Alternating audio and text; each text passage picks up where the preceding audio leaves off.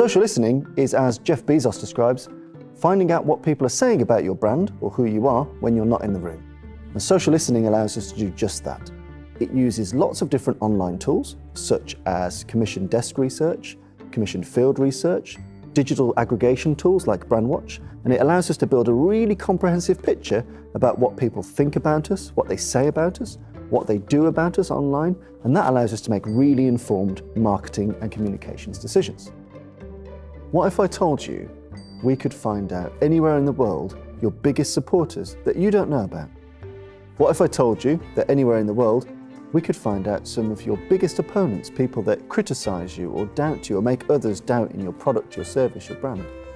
What if I told you that you could predict and know when your competitors are likely to be posting content and who they're posting it to and how well it was received? What if I told you that you could go back in time and see how people think about you and how that's changed over the past 10 years? With all these things, social listening can make it happen. Social listening is so important to successful businesses today.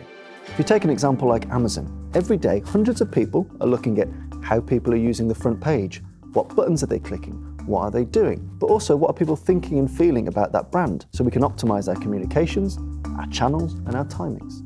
All major brands today do some degree of social listening. Now, if you take a context like we're in today with COVID-19, we've got people that are very, very scared and very confused, and there's lots of information out there. And for many organizations, that means chaos, and that can lead to loss of trust, that can lead to loss of action, loss of leads, loss of finances. So what can you do about it? The answer is listen, listen, listen. The first response for many organizations in times of crisis is to immediately go straight out there with a press release, with a statement, with an official positioning. And often this is premature, ill-advised, and can be counterproductive to what you want people to do. So what we'd advise is make sure that your social listening is set up. And to do that, we really begin with an audit and a gap analysis. What do you know about your audiences now and how valid that is and how accurate that is? How has that changed given the crisis communications that we might currently be in? And then how do we bridge the gap between people doing what we want them to do before and what we want them to do now? So I would really advise audiences to invest in listening, invest in auditing, invest in understanding and taking stock of your analytics. Don't be in a rush to communicate during a crisis.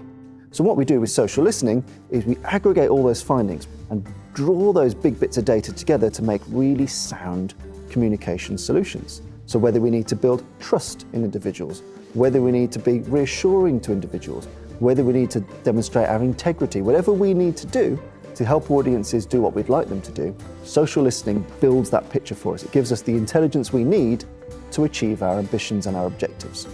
In the communications industry, we need to decide if we're going to just survive and do the bare minimum, or if we're going to thrive.